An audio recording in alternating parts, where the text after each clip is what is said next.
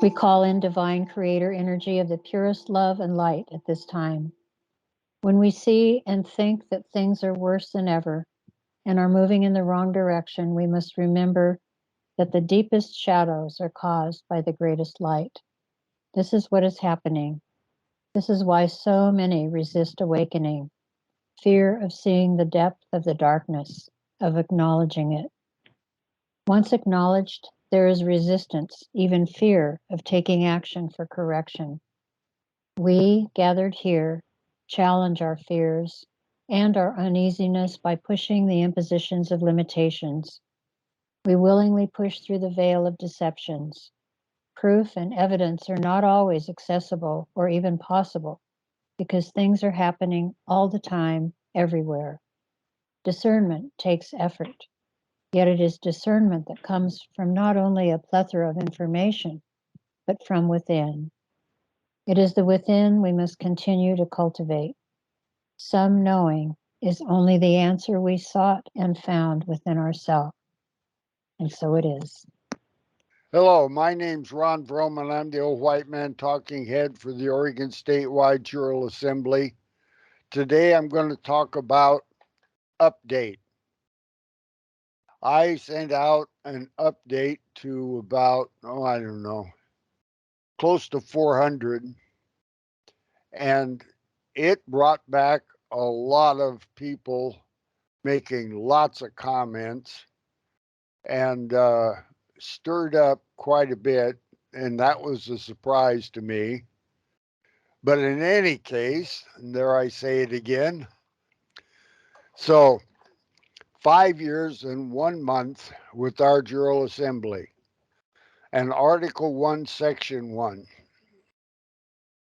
And Article 1, Section 1 on Oregon is we declare that all men, when they form a social compact, are equal in right, and that all power is inherent in the people, and all free governments are founded on their authority and instituted for their peace, safety, and happiness. And they have at all times a right to alter, reform, or abolish the government in such manner as they may think proper. To my knowledge, the Oregon Statewide Jural Assembly is the first ones to actually do it. It says that we are, but nobody else did it ever that I can find. But we did it. We proclaimed it and nobody denied it. There was no rebuttal. And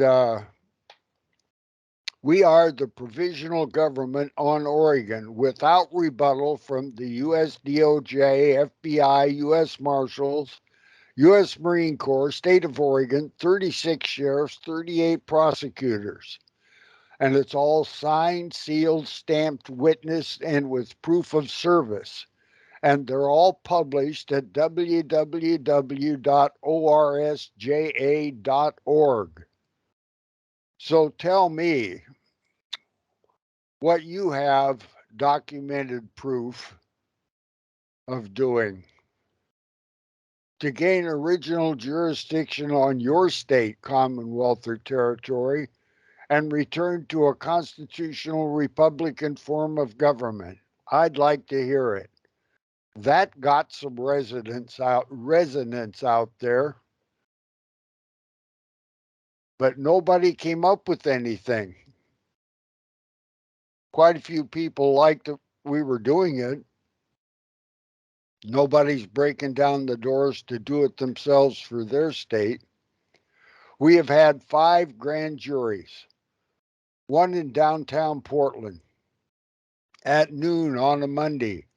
Very well advertised. It was. It was right across the street from the Marco Hatfield Federal Building in the park. And on the other side of the park was the Multnomah County Courthouse. And the Multnomah City, the Portland City Hall's just down the street. So we're right in the middle in downtown Portland where all those crazy people are burning up things and causing trouble. And the Marco Hatfield building, beautiful big building, well made, looks good, is with a 8-foot cyclone fence around it and all the glass is covered in plywood. Don't you find that peculiar? That the U.S. Department of Justice and the U.S. Marshal Service and the United States Federal District Court of Oregon on Portland and the GSA all occupying that building with the Department of Homeland Security, and that's how they do it.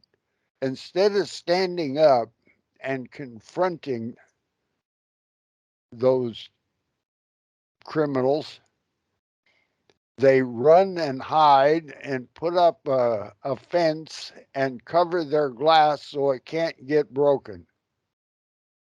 That's wrong.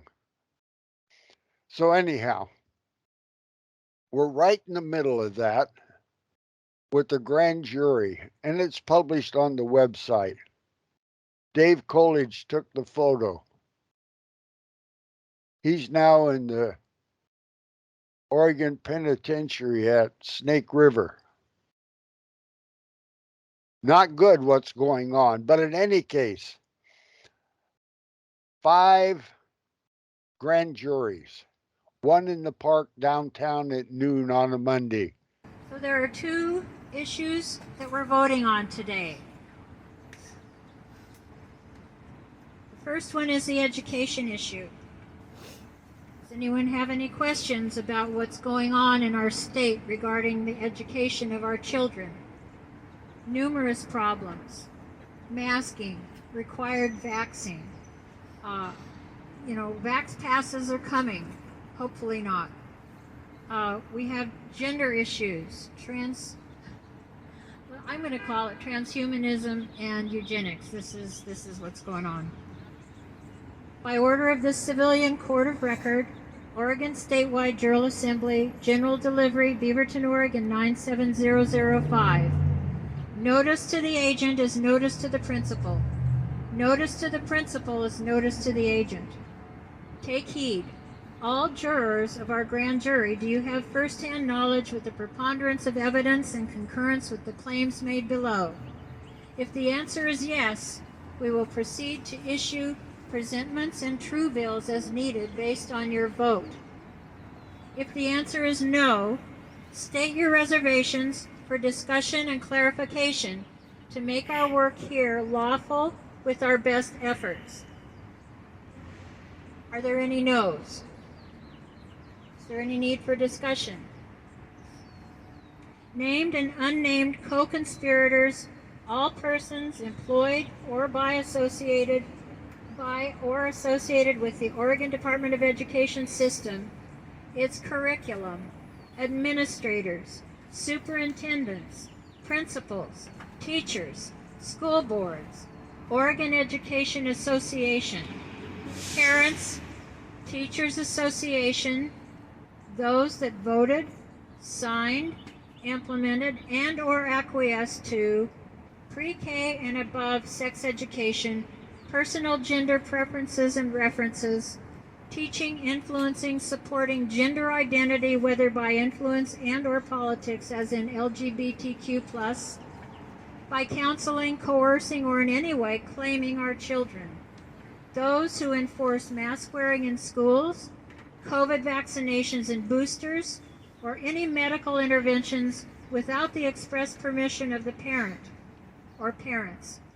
Racial segregation or influence in the name of critical race theory, or any such imposition on the child's equanimity as a fair and equal human being, enabling or assisting in bringing into existence or signed on to support in any way enabling these unconstitutional destroyers of our unalienable rights and those of our children. Harm, whether psychological, physical, or philosophical, theological, or tangible, intangible, to our children, are due process violations and fraud upon the people. Specific claims against those people identified here by names they are known by and in their official capacity is herein attached. Others may be named at a future date, and I will name them. Number 1, violations of the Bill of Rights of the United States of America's Constitution circa 1859. Amendment 1, our right to assemble. Amendment 1, petition for redress of grievances. Amendment 4, to be secure in ourselves and property. Amendment 5, due process of law. Amendment 5, deprivation of property without just compensation. Amendment 6, all criminal prosecutions against Oregonians connected with COVID-19 et al. Amendment 9, usurpation of authority reserved for the people. Amendment 10, Article 1, Section 1 of Oregon's Constitution. Okay, and then there's the living testimony in the form of an affidavit of truth that is Ron's because he's the clerk of the court.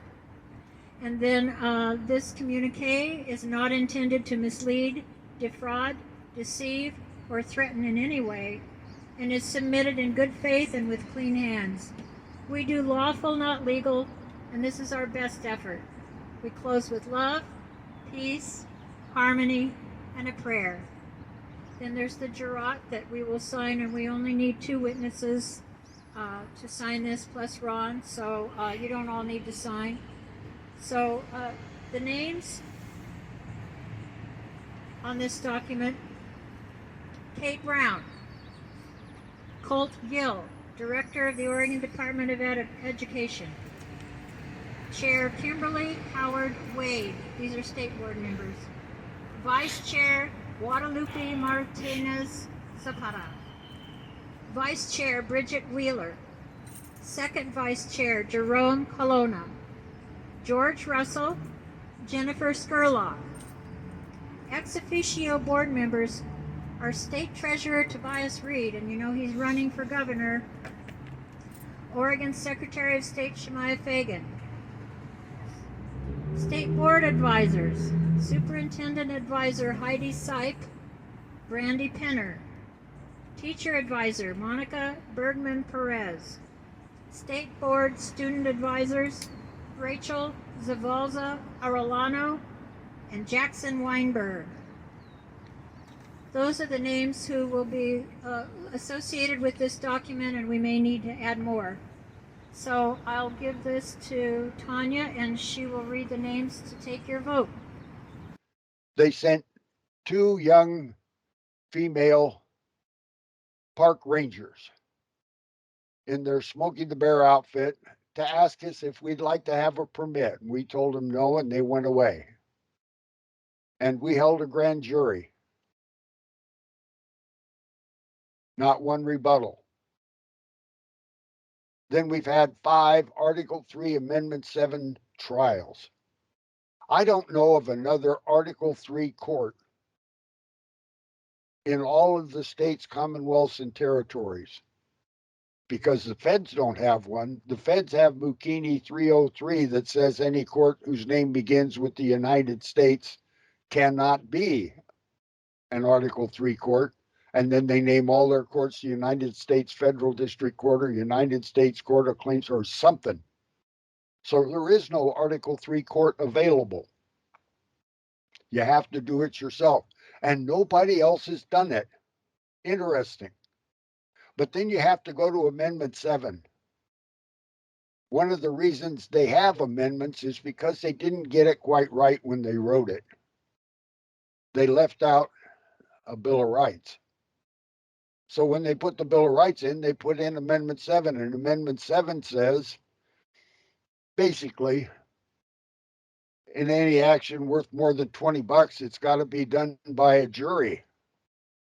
And our court doesn't handle anything less than $20, so we don't have a judge, and there is no judge required. Not part of the deal. Read it. And then you have to claim original jurisdiction, which we did, and not one rebuttal. and any fact tried and verdict found by an Article 3, Amendment 7 court is without court whose verdict has no appeal in fact. Yep, there it was. Took a while. So, we have grown from 6 to several hundred, and we are not and have not been recruiting in 2 years. There's a axiom or a rule or a fact of distribution. 80% of the work is done by 20% of the workers. Then there's another one that says the square root of the base does 50% of the work. So if you've got several hundred people, the square root doesn't go up as fast as a group of people. So you have a whole lot more people and an insufficient amount of people doing the work in a volunteer organization such as we have if you grow too big. So growing too big is not the deal. You want to grow with people that'll actually do the work and show up, pay attention. Just showing up 75% of the job. So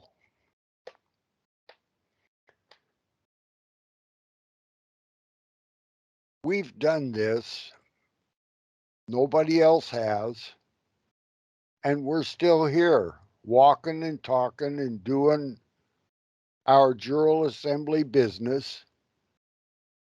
And other groups have assemblies of several different kinds all over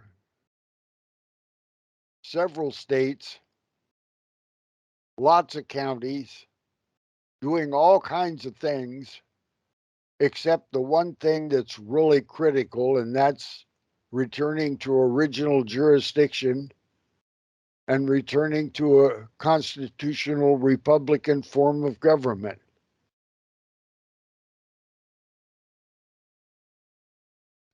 Think really closely about finding 5 people like yourself and forming a Jural assembly.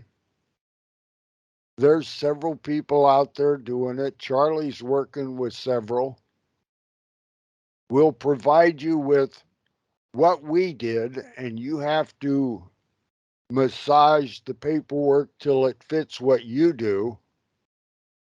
And every state, commonwealth, and territory is going to be slightly different. They took away your de jure government in every single state, commonwealth, and territory. Every one of them. They're all subdivisions of the United States, Inc. in some form since Lincoln's time. And every president and every military commander, I'll bet you from colonel up, captain in the Navy up, they know exactly what they're doing. They know that the military has formed martial law. They can read it. We can read it. It's still there. Libre Code was updated. Executive Order 100 was updated in 2016 by the Army. It's still there, except on Oregon. People talk about their jurisdiction,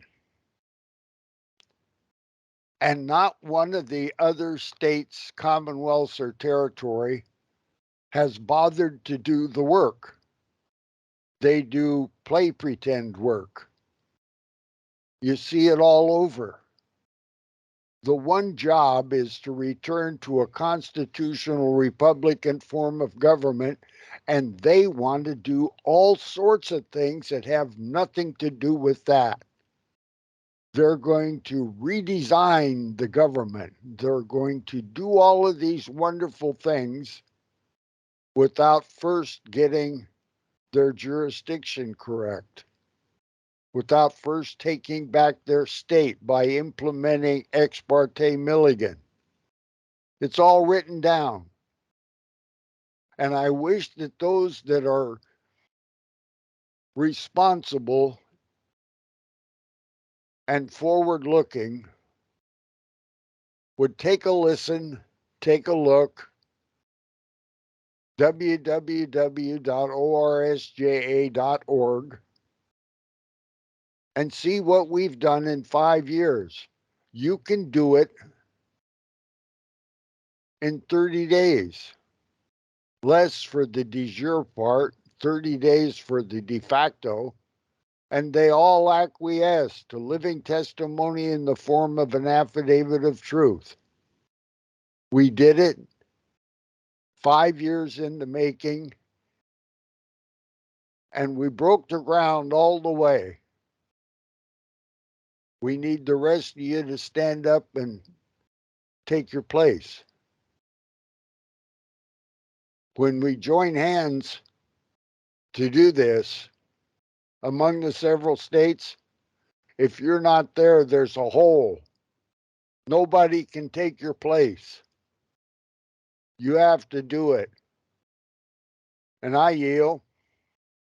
My name's Ron Vroman. I'm the old white man talking head for the Oregon Statewide Jural Assembly.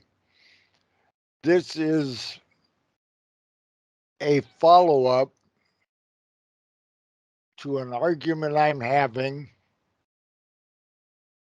with a whole bunch of people that are acting like persons and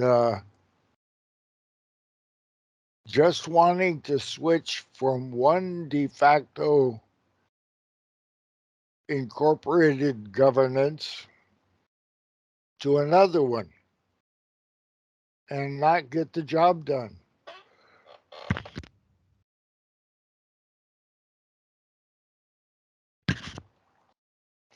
That doesn't seem like the right way to go. Excuse me.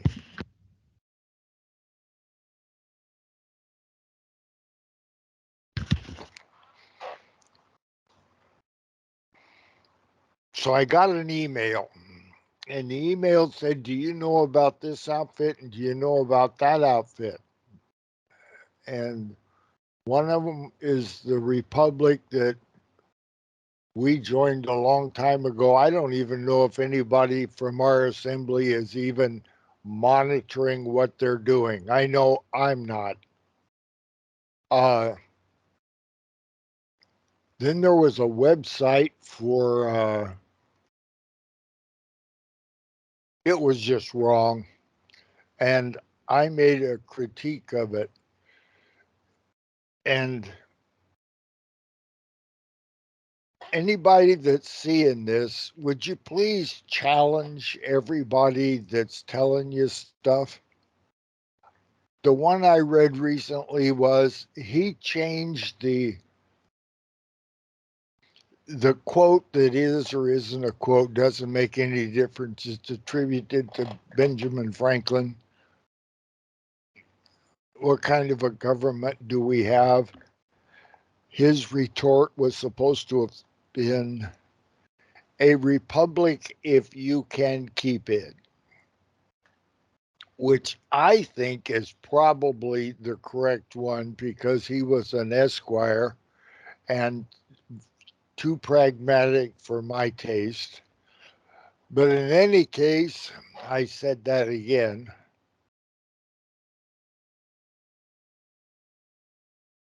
We have to get this job done.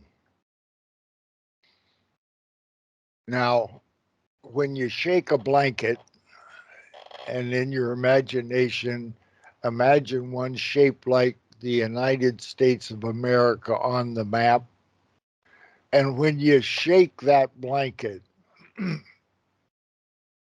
you start from the outer edge, and that's where Oregon is. And we're shaking the blanket for sure. We have actually figured out the way that is sustainable and de jure without rebuttal. They have nothing to go against. Totally constitutional and correct. And we have to convince the other 32 states and 17 territories to do the work. And it is not what these folks are telling you. They're not giving you the solution. Honest, it's true. Charlie has all the documents written out with docket numbers. They're all signed, sealed, stamped, proof of service, no bullshit proof, evidence in any court, de jure or de facto. Nobody else is doing the work. They're talking about play pretend stuff. So if you're hearing this, contact us, learn what we did, do it yourself. Nobody can do it for you. You have to find 4 or 5 others to start with that'll be your basic social compact, fulfilling the requirements of the Constitution and the Bill of Rights. They go together. So on Oregon at this time, we have without a doubt the best opportunity to shake the blanket and make the ripples just fly across the country. And I yield. They do not want to let go of this. They do not intend on losing here. And we do not intend giving it back to them. And then the bullets started flying. Then he jumps out of the car.